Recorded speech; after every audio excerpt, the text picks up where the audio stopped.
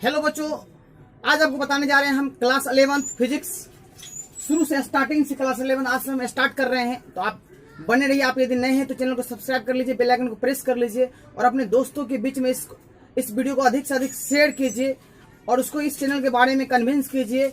आज से आपको हम शुरू कर रहे हैं, एकदम स्टार्टिंग से पढ़ाएंगे आपको मापन चैप्टर, मेजरमेंट चैप्टर पढ़ाने जा रहे हैं आपको हम। सबसे पहले आप देखिए, सबसे पहले टॉपिक क्या है।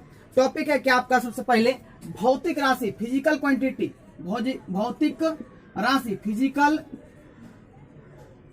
क्वांटिटीज, भौतिक राशियां क्या है। तो आप पेन पेपर निकाल लीजिए और लिखना शुरू कर दीजिए। भौतिक राशि किसे कहते हैं, भौतिक राशि किसे कहते हैं, फिजिकल क्वांटिटी किसे कहते हैं। ऐसी राशियां जिसे भौतिकी के पदों में व्यक्त किया जाता है। पेन पेपर निकाल के आप लिखिए, ऐसी राशियां जिसे भौतिकी के पदों में व्यक्त किया जाता है। तब ऐसी राशियों को हम लोग क्या बोलते हैं, भौतिक राशियां कहते हैं, फिजिकल क्वांटिटी।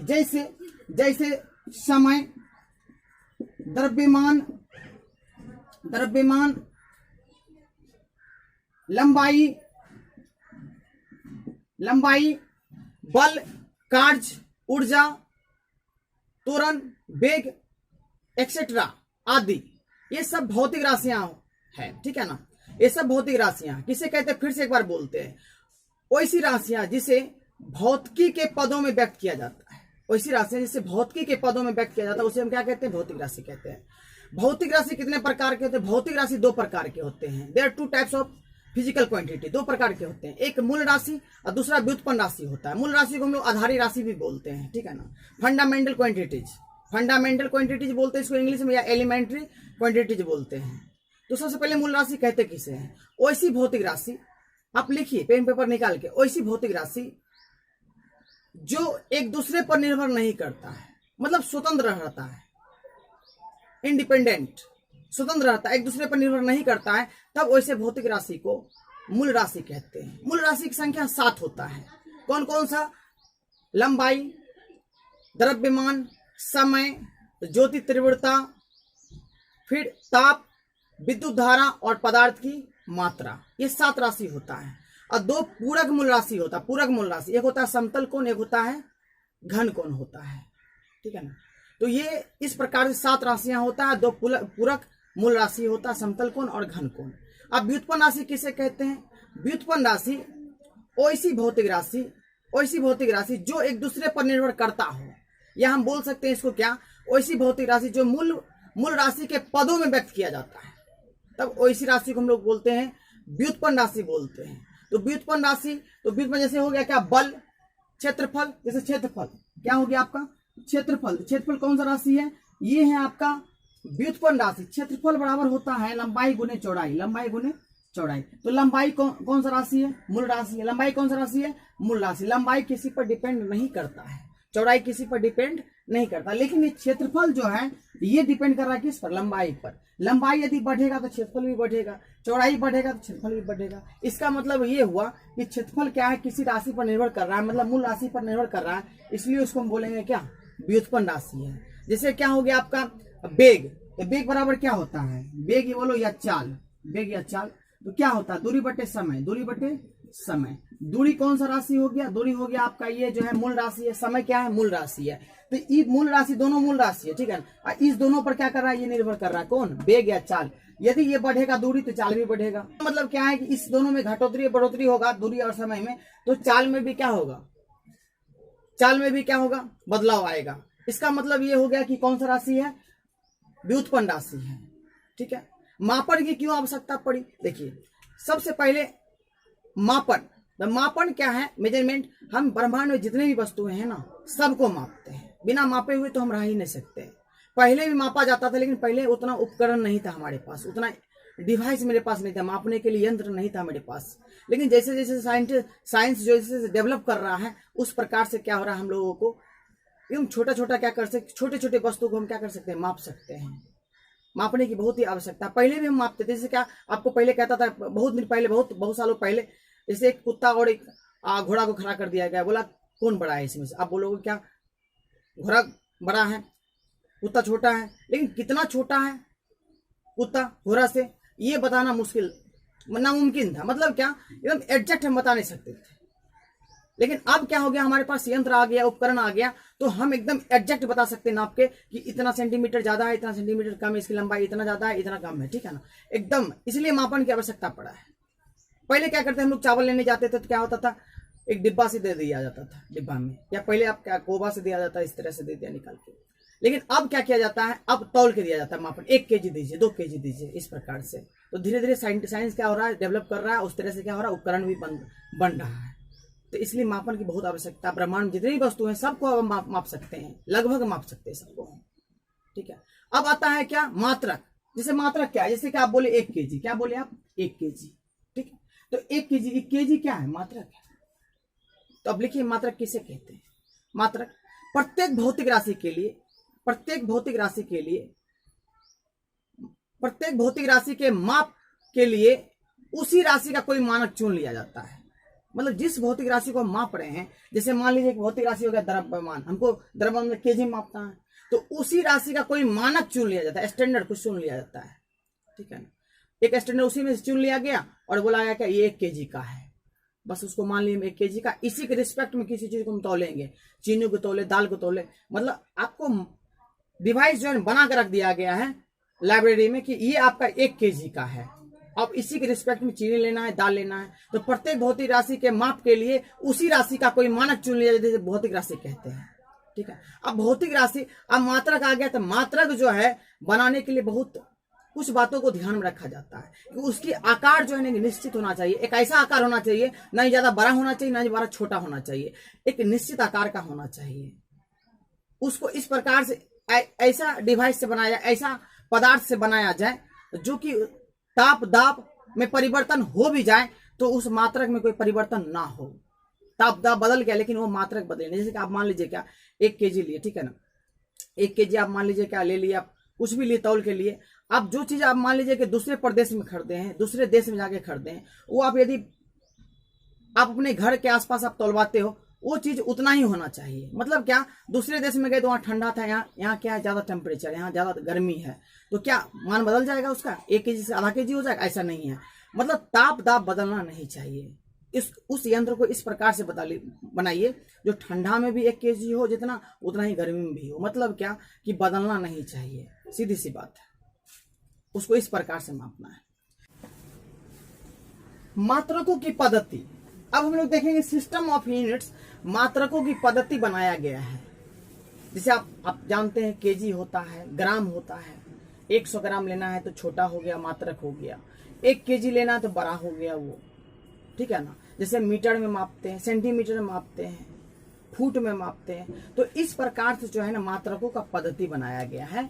मात्रकों का पद्धति मतलब वो सिस्टम, अलग अलग सिस्टम में रखा गया है सबको कि केजी में किस केजी को कहाँ रखना है, सेंटीमीटर को कहाँ रखना है, ग्राम को कहाँ रखना है। तो सबसे पहला आता है क्या, जो पहले मापा जाता था एफपीएस सिस्टम में। एफपीएस सिस्टम में एफ फॉर फुट और पी फॉर पाउंड और एस फॉर सेकेंड। ये पहला पद्धति हो गया सिस्टम। फुट मतलब क्या, ये दूरी को मापता है फुट में। फुट किसको मापता है, दूरी को। पाउंड, पहले पाउंड से मापा जाता था चीनी। 1 पाउंड चीनी दीजिए, 2 पाउंड चीनी दीजिए या दाल दीजिए। सेकेंड समय का मात्रा है सेकेंड, ठीक है ना। तो इस प्रकार से जो है फुट, 1 फुट बराबर जो होता है, 1 फुट बोलो या 1 फीट बोलो। फीट मतलब क्या कि 2 से अधिक रहेगा तो पुनः इसको बनाएंगे हम लोग तो फीट हो जाएगा, फुट की जगह फीट हो जाएगा। जैसे 2 फुट नहीं बोलेंगे, 2 फीट बोलेंगे, ठीक है ना। 3 फीट बोलेंगे तो 1 फुट बराबर कितना होता है, 1 फुट या 1 फीट बराबर होता है 12 इंच होता है। कितना होता है, इंच, 12 इंच। 1 इंच बराबर होता है आपका, 1 इंच बराबर होता है 2.54 सेंटीमीटर होता है। 2.54 सेंटीमीटर होता है। यदि इसको आप मीटर में चेंज करेंगे तो मीटर में हो जाएगा क्या, आप 100 से क्या कीजिए, यहाँ पर लगा दीजिए, क्या डिवाइड कर दीजिए, भाग कर दीजिए, तो मीटर बदल गया, ठीक है ना।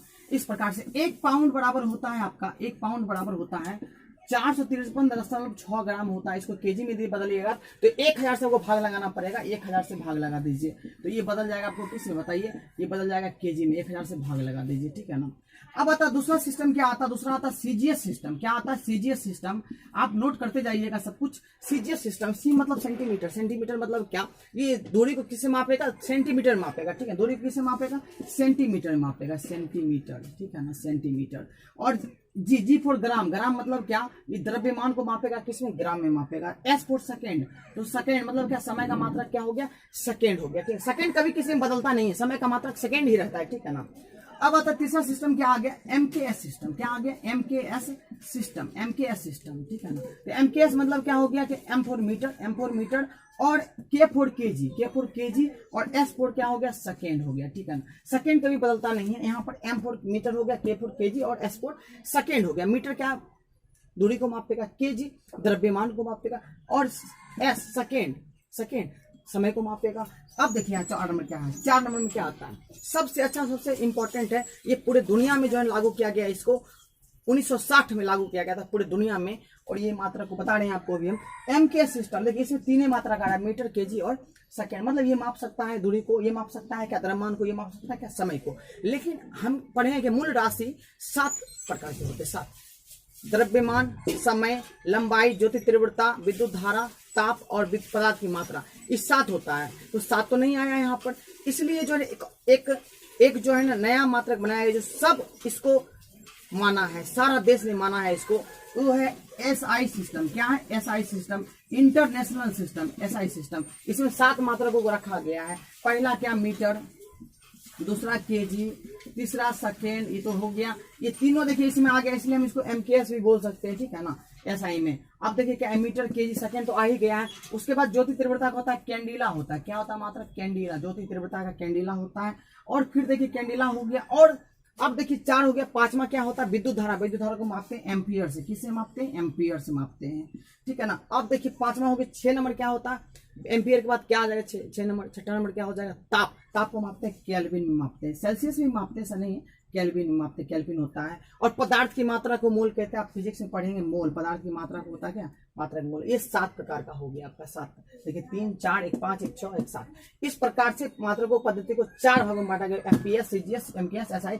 सबसे ज्यादा फेमस ये है, और ये फेमस है ज्यादा, सीजीएस और एसआई में, जो कि आपको 12th में भी पढ़ना पड़ेगा अच्छे से, ठीक है ना। अब हम लोग आगे चलते हैं, मात्रक किसे कहते हैं। सबसे पहले आता है मूल मात्रक किसे कहेंगे, वैसा मात्रक जो एक दूसरे पर निर्भर नहीं करता हो, तब वैसे मात्रक को मूल मात्रक कहते हैं। मूल मात्रक कितना मूल मात्रक हो जाए, metre, KG, second, candela, ampere, kelvin, mole. ये 7 जो है मूल मात्रक है। ये 7 क्या है, मूल मात्रक है। ये राशि नहीं है, मात्रक है ये, ठीक है ना।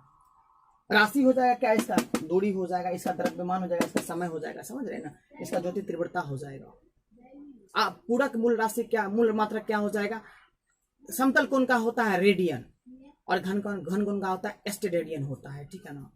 तो 2 प्रकार के होते हैं, रेडियन और एस्टेरेडियन। अब हम आगे चलते हैं क्या, कि व्युत्पन्न मात्रक किसे कहते हैं, ऐसा मात्रक जो मूल मात्रकों के पदों में व्यक्त किया जाता है, या बोल सकते हैं वैसा मात्रक जो एक दूसरे पर निर्भर करता है, तब वैसे मात्रक को कहते हैं व्युत्पन्न मात्रक कहते हैं। अब नेक्स्ट क्या आता है, ऐसे एक बात इससे पहले आपको बता देना चाहते हैं, जैसे बहुत बड़ी बड़ी दूरी मापना है, खगोलीय दूरी मापना, खगोलीय मतलब यहाँ से चंद्रमा की दूरी मापना है, यहाँ से तारा की दूरी मापना है, यहाँ से मान लीजिए सूर्य की दूरी मापना, उसके लिए मात्रक दिया गया। जैसे 1 प्रकाश वर्ष, 1 प्रकाश वर्ष, 1 प्रकाश वर्ष बराबर होता है।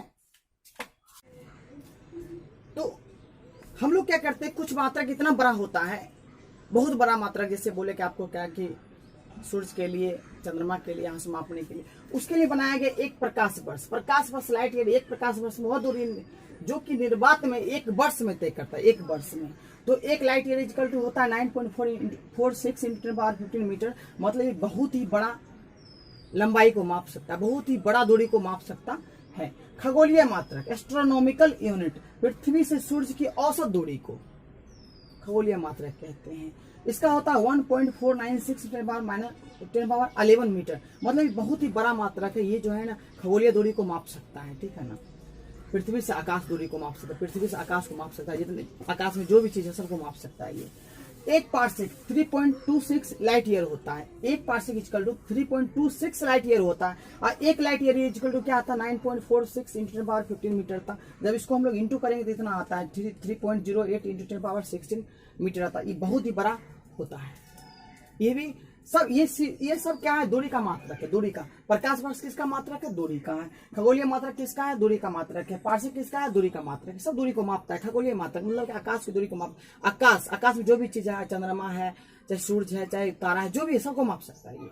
अब आता अति सूक्ष्म दूरियों के लिए। अति सूक्ष्म दूरी 1 माइक्रोन बराबर, जो बहुत छोटा छोटा, जैसे आपका पेन है। पेन में क्या होता है, पॉइंट होता है, छर्रा जिसको आप कहते हैं। उसको कैसे आप माप सकते हैं, सेंटीमीटर से माप सकते हैं, नहीं, बहुत ही छोटा होता है, उसको माप सकते हैं 1 माइक्रोन द्वारा। क्या 1 माइक्रोन इसका क्या था 10⁻�6, बहुत छोटा जिसको माप नहीं सकते हैं, उसको भी माप सकते हैं। यंत्र आ गया, 1 माइक्रोन इक्वल होता है 10⁻�6 मीटर। ये यंत्र बनाया गया है। एक एंगस्ट्रम बराबर होता है 10⁻10 मीटर होता है। एक फर्मी बराबर होता है 10⁻15। बहुत ही छोटा मात्रक, बहुत ही छोटा।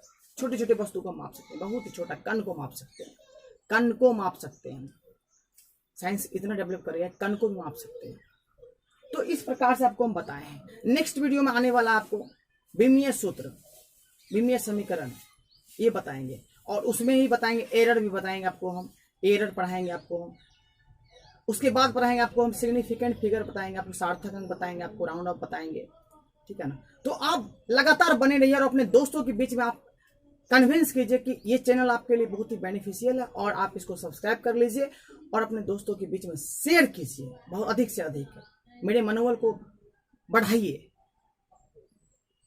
आप मेरे मनोबल को एनकरेज कर सकते हैं, हम आपको एनकरेज कर सकते हैं पढ़ाकर, आपको समझाकर। तो आशा करते हैं कि आपको समझ में आया होगा। यदि समझ में, फिर से आप एक बार वीडियो को देखिए, समझ में आएगा, नोट कीजिए। चलिए फिर से मिलते हैं नेक्स्ट वीडियो में। Thank you so much for watching my video.